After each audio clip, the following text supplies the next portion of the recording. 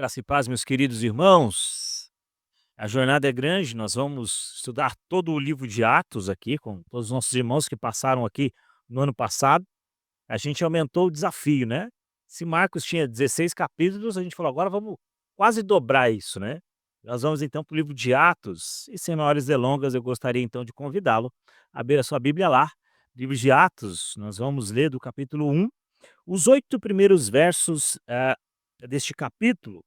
Eu vou repetir aqui para que você possa também encontrar na sua Bíblia, livro de Atos, capítulo 1, do verso 1 até o verso de número 8.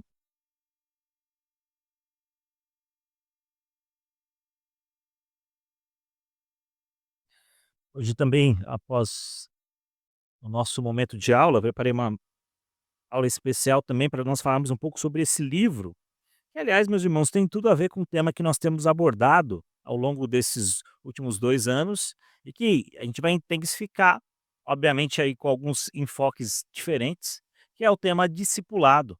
Quando nós olhamos para o livro de Atos, nós vemos aqui como Deus, através da graça, da ministração do Espírito Santo, capacita a igreja a levar o evangelho de Cristo Jesus, a entender que o poder não vem de nós, mas vem de Deus. Então, Lucas, que é o autor do livro, começa assim o livro de Atos, Atos capítulo 1, a partir do verso 1.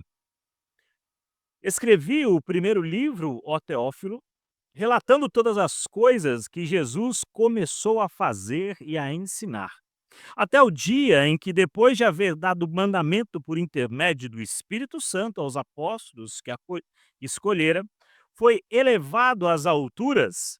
A estes também, depois de ter padecido, se apresentou vivo com muitas provas incontestáveis, aparecendo-lhes durante 40 dias e falando destas coisas concernentes ao reino de Deus.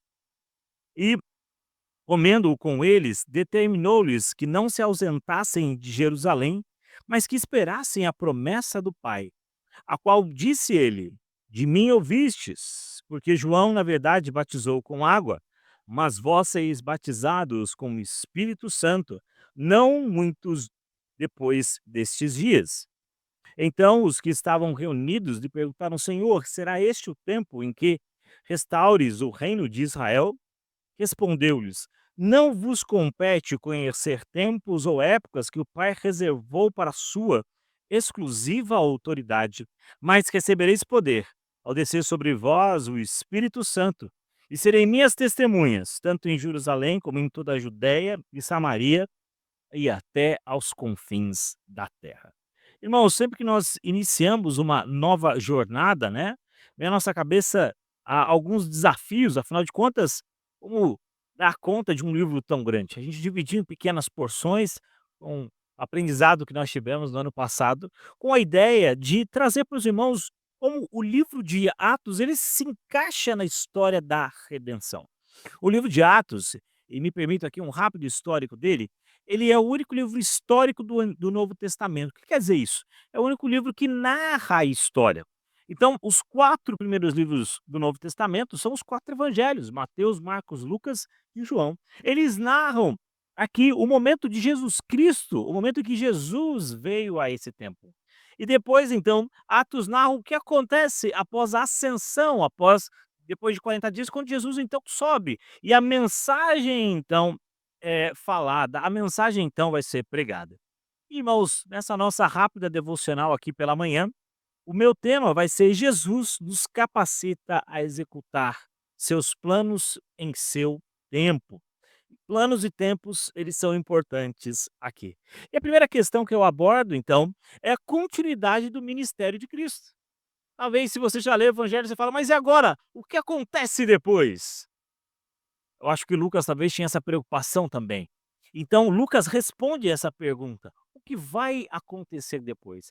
Ele responde como os apóstolos pegaram aquela ordem de Mateus 28: "Ide, portanto, fazei discípulos de todas as nações, batizando-os em nome do Pai, do Filho e do Espírito Santo", como eles cumpriram então essa ordem. E no início do livro de Atos, Lucas nos lembra que Jesus começou a fazer e a ensinar através do seu ministério.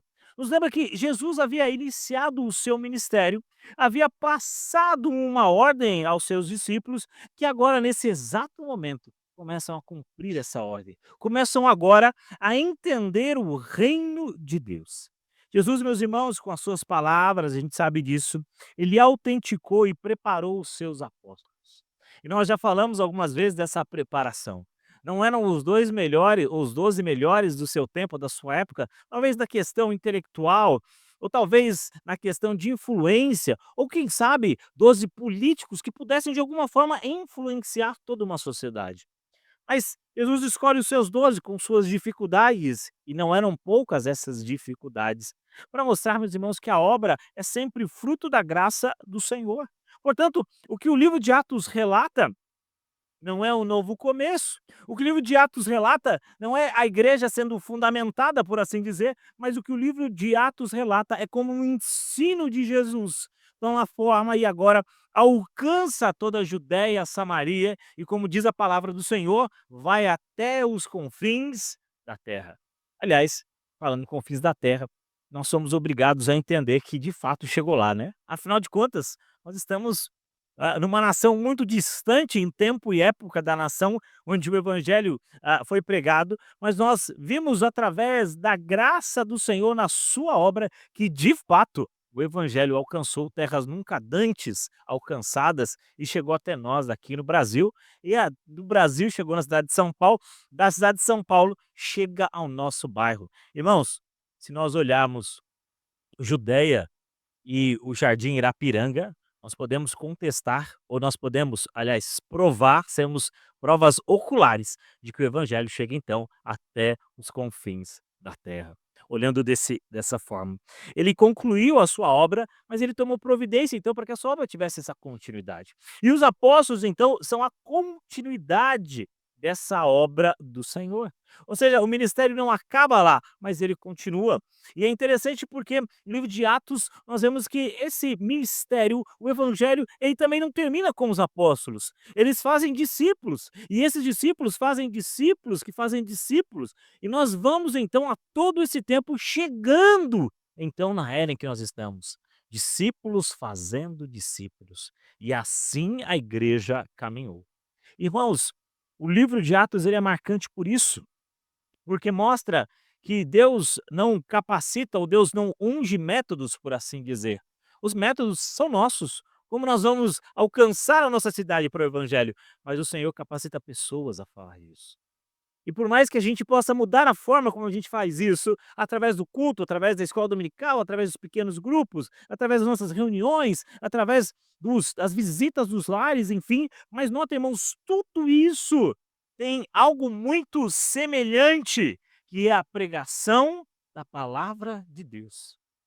Quando nós nos reunimos aqui, nós nos reunimos para quê? Para ouvir a palavra de Deus. Quando nós viemos ao culto, nós viemos aqui também para adorar o Senhor e ouvir a sua palavra. Quando nós nos reunimos, nossos pequenos grupos, nós fazemos o que? Isso para ouvir a palavra. Quando nós estamos aqui na quarta-feira para ouvir a palavra, nota, irmãos, que o método muda, mas o conteúdo é sempre o mesmo. E qual é ele? Não é outro senão a palavra do Senhor. Os apóstolos, meus irmãos, então ocuparam uma posição singular, receberam um preparo singular para que essa obra continuasse. Eles estudaram, e a gente sempre falava isso no seminário, no melhor seminário de todos os tempos. Eles passaram 3 anos intensos com Jesus, onde o preparo não era apenas intelectual, digamos assim, não era apenas relacionado à leitura, mas era um chamado para o todo. Era o ensino da palavra, mas seguido também da sua prática. Portanto, não se limitava a uma parte, mas era para toda a vida. E meus irmãos, aqui sim, como nós aprendemos, essa também deve ser a nossa prática. Ou seja, as palavras que nós falamos, elas também devem vir acompanhadas de novas ações, devem vir acompanhadas de uma vida que glorifique ao Senhor. Essa obra que foi iniciada em Cristo, nós damos aqui continuidade a ela. E a nossa igreja faz parte desse plano redentivo, onde nós continuamos a levar o evangelho. Mas, irmãos, talvez você pergunte: "Pastor, e por que que nós devemos então pregar?" Talvez eu diria para você que a maior e melhor argumento, ou maior e melhor argumento, seria o próprio ensino da palavra e a ordem do nosso Senhor. E de, portanto, e pregai o evangelho. Por aí só nós podíamos fechar a Bíblia, ir para casa e cumprir cabalmente essa ordem, porque foi o Senhor que nos mandou. Mas ele não nos dá ainda motivos pelos quais nós devemos pregá-lo. E um desses é que ele está vivo, irmãos. Nosso Senhor vivo está. Jesus se apresentou vivo aos apóstolos com muitas, e é interessante que Lucas fala aqui de muitas e incontestáveis provas. Eu acho essa expressão muito interessante, porque se você for para o ramo do direito, quando uma prova ela é incontestável, quer dizer o quê? Que não tem o que fazer. Ali é verdade absoluta, ou seja, é verdadeiro, né. Lembra quando da sua certidão de nascimento, é verdadeiro e dou fé, ou seja, ali de fato aconteceu. Ou seja, é uma prova incontestável, não tem argumento contra. De fato, nosso Senhor viveu. Irmãos, ressuscitou. A ressurreição de Jesus é um fato, então, irrefutável. Não só irrefutável, mas também essencial para a nossa fé. Em todas as religiões que você for, você vai ver que todos os seus fundadores, eles, estão em algum mausoléu, tanto os fundadores de determinadas religiões, mas o nosso Senhor está vivo. E é interessante pensar que a Bíblia aplica e nos dá provas disso. Irmãos, o reverendo Hernandes, no seu livro, ele lista aqui, e eu trago essa lista aos irmãos, de pelo menos 10 aparições de Jesus narradas ou nos livros ou nos evangelhos e afins, como também, e nas suas cartas, as cartas de Paulo. Por exemplo, quando ele aparece a Maria, e nós vemos isso no final do evangelho de Marcos e no evangelho de João, quando ele aparece às mulheres lá no final do evangelho de Mateus, aos 2 discípulos no caminho de Emaús, lá em Marcos e também narrados em Lucas, quando ele aparece também a Pedro no finalzinho do evangelho de Lucas, aos 10 discípulos lá em Marcos 10, aos discípulos como Tomé, lá em João 20:26, uma passagem emblemática. Aos 11 discípulos, quando eles estavam na montanha da Galileia. A Tiago, quando o apóstolo Paulo diz isso em 1 Coríntios 15:7, e também ao próprio apóstolo Paulo, quando ele fala isso em 1 Coríntios 15:8. São provas, então, meus irmãos, incontestáveis da ressurreição do nosso Senhor. E é por isso que nós temos a bênção de dominicalmente poder falar e pregar desta palavra. Porque ao contrário de qualquer outra denominação ou religião, o nosso Senhor, o Senhor da igreja, ele está vivo e reina. E nós aguardamos com aquela expectativa a sua volta, com a esperança viva de que um dia o nosso Senhor estará conosco. Aliás, quando nós celebramos a ceia, e hoje, domingo à noite, nós faremos isso, nós entendemos olhando para o futuro, quando o Senhor disse que um dia voltará e ele celebrará a ceia do Senhor. E ele fará, e ele então nos adentrará o reino, as bodas do Cordeiro, aquela festa prometida no livro de Apocalipse. Mas notem, irmãos, que além de nós falarmos então sobre as provas da ressurreição do Senhor, falarmos sobre a continuidade desse ministério, o Senhor nos capacita a esse ministério. É muito interessante pensar em capacitação, porque quando nós, estudamos, nós estamos nos capacitando a alguma coisa. Essa é a ideia de você estudar. Então, se você quer passar num concurso público, você vai se capacitar através do estudo, para que você possa tirar uma boa nota. Se eu quero ser um advogado, um engenheiro, um médico, historiador, enfim, eu preciso me capacitar para isso. E algumas dessas capacitações, elas são longas. Uma faculdade demora, em média, de 3 a 6 anos, a depender do curso que você vai fazer. Ou seja, se a capacitação é algo importante nesse ministério. Mas notem que a capacitação, diferente do que nós vemos, digamos assim, no exercício de uma profissão, a capacitação nossa para essa obra, ela não vem de nós. Ela não vem dos nossos esforços, por assim dizer, mas nós somos capacitados a essa obra através do Espírito Santo. Lucas, meus irmãos, faz aqui uma transição da ressurreição de Cristo para a promessa do Espírito. A descer do Espírito Santo estava condicionado, então, à subida do nosso Senhor, e nosso Senhor falou isso lá em João. Jesus prometeu o Espírito para nos capacitar, ou seja, para capacitar os seus apóstolos a testemunhar até os confins da terra. Por quê, irmãos? Porque quando nós nos capacitamos para algo que nós fazemos aqui, e o presbítero Fábio Levício é algo temporário e passageiro. Nós nos capacitamos como advogados para defender alguém aqui, nesse tempo. Nós nos capacitamos como engenheiros para construir prédios aonde? Aqui, nesse tempo. Nós nos capacitamos como administradores para administrar coisas aqui, nesse momento, nesse tempo. Nós nos capacitamos como pedagogos e professores para cá, nesse momento. Nós nos capacitamos com relações internacionais para cá, para esse tempo, para esse momento. Mas a gente sabe que tudo isso depois acaba. E nós então vamos pensar: "E agora?". Mas essa capacitação do Espírito Santo ela é sobrenatural, porque ela nos fala de um reino que é muito maior do que nós, e de um reino que não tem fim nesse tempo, mas que um reino que vai ser eterno. Portanto, irmãos, o Espírito Santo é a promessa da nossa vida, do nosso renovar em Cristo Jesus. E quando veio a descer do Espírito Santo, a gente olha isso lá em Atos, narrado de uma forma tão bela. Nós vemos o Espírito Santo capacitando as pessoas a pregar o Evangelho.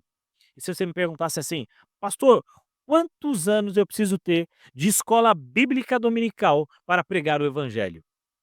Eu diria para você que você precisa de nenhum. Como assim, pastor? Não preciso aprender? É claro que você precisa. Mas o que nós precisamos para pregar a palavra do Senhor é da capacitação do Espírito Santo. O que nós precisamos para pregar a palavra do Senhor é nascer de novo. O que nós precisamos para pregar a palavra do Senhor é sermos novas criaturas em Deus. É isso que nós precisamos. Claro, meus irmãos, eu entendo que o nosso treinamento na escola dominical, ele é de suma importância para nós. Mas não é o fim, pelo contrário, quem nos capacita essa obra é o próprio Espírito Santo.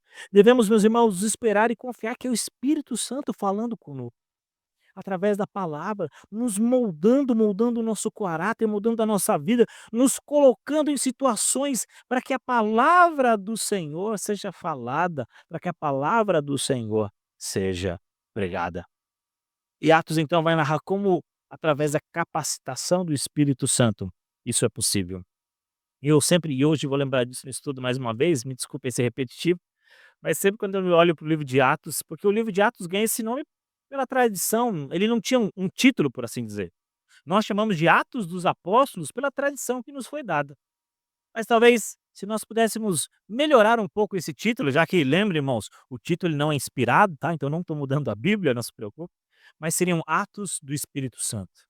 Como o Espírito Santo capacita nós, como igreja do Senhor, a irmos adiante, a pregarmos a mensagem do Evangelho. Meus irmãos, que Jesus nos capacite a executar os planos em seu tempo. A ressurreição de Cristo e a promessa do Espírito Santo são fundamentos que nos dão força e também direção. Que possamos viver com a certeza de que estamos capacitados por Deus para cumprir a sua vontade.